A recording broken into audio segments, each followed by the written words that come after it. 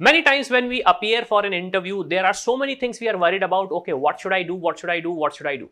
In this video, I'm going to discuss if you're a student right now who's appearing for an internship interview or if you're appearing for a interview for a job, things you should avoid in an interview. This is going to be very important for a very specific reason. This is about your life. It's not an examination which you can reappear.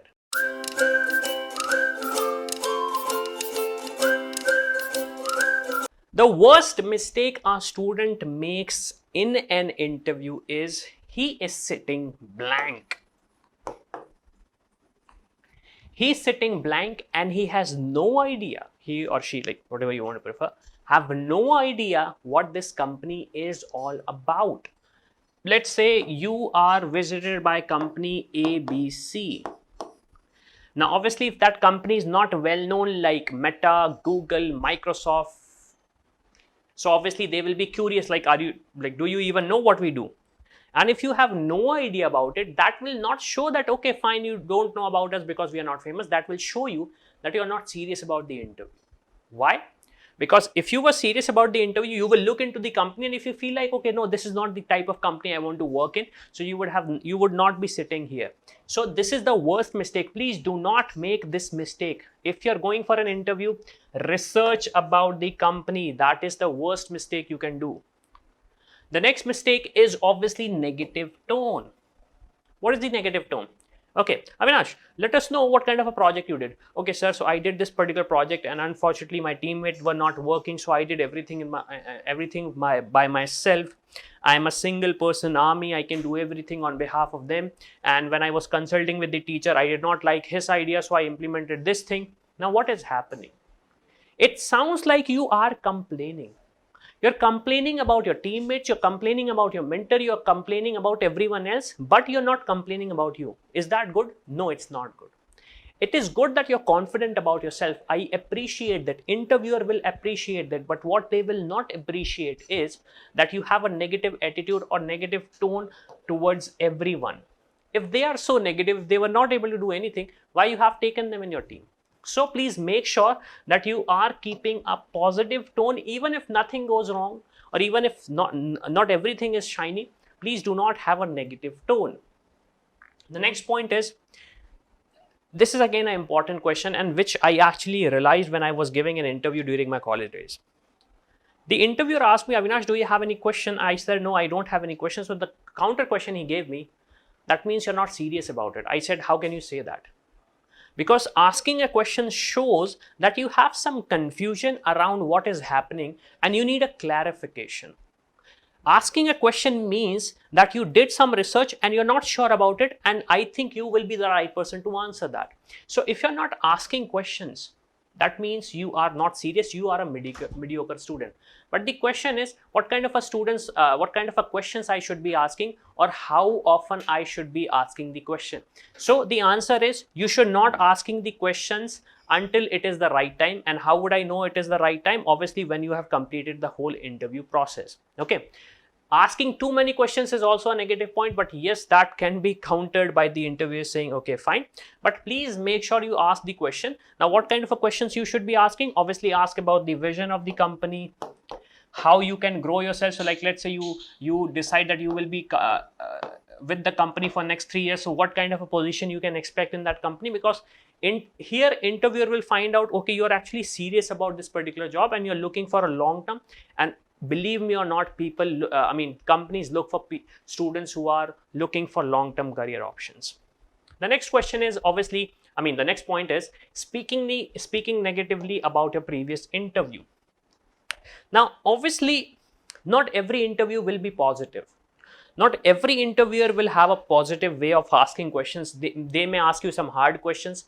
They may even insult you. Again, I don't see anyone do that, but you may feel like that you are being insulted. That does not mean that you have to say bad words about them. Why? Because obviously this will show that you are kind of a negative person and you don't appreciate anything.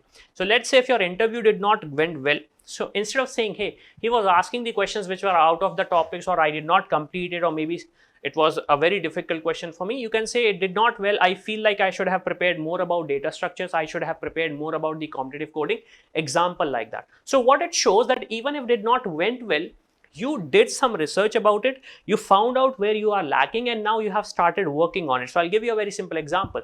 Let's say in the previous interview, they asked you about data structure. You did not know anything about data structure. So you said, okay, sir, I don't know anything about it. So the interviewer is saying, okay, how was your previous interview? So they asked me questions about data structure, but since I was not prepared for data structure, I could not answer them. Then after that, after the interview, I watched some videos, I enrolled in few courses, and I started learning about data structure. Now I have a very good knowledge about data structure. So if you have some questions, I can answer them. Now this shows that you have a positive attitude, and this also shows that you took that interview as a feedback for you. You did not take it for granted. So please make sure that you follow this particular analogy. The next is questioning work-life balance during the interview. See, work-life balance is technically a very diplomatic topic, or I would say a very sensitive topic.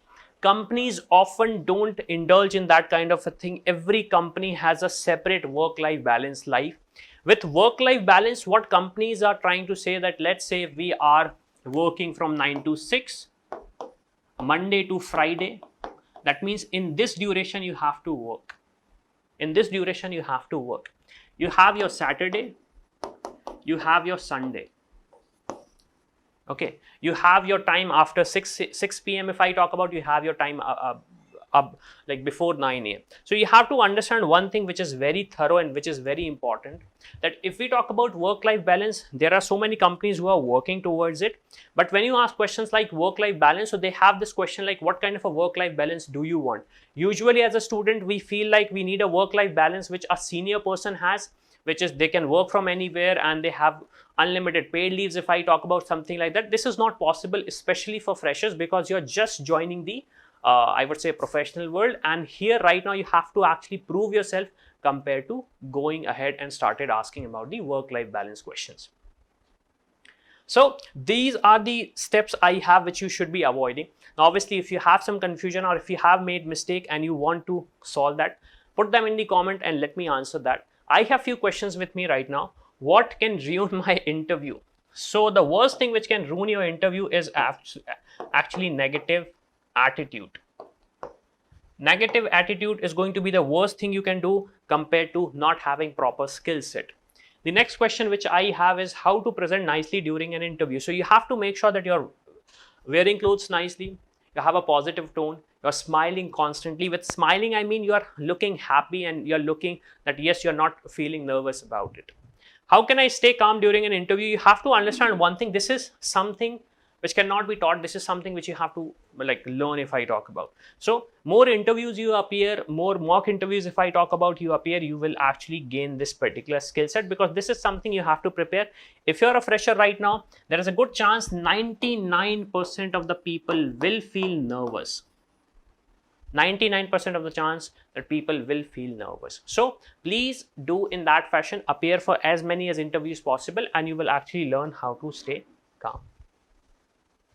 So this is it for this particular video. Now obviously I want to mention one thing, that if you're appearing for an interview, you have to understand, you have to respect the person who is taking your interview, irrespective of their age, irrespective of their demographics and various things. For a very specific reason, they are human beings. They are representing the company, but they are human beings first. Secondly, you have to understand, you have to take things like, you have to be punctual, you have to be polite, and you have to be positive about it. You have to show yourself that you're actually go-get attitude. It's not very laid back kind of an attitude during an interview.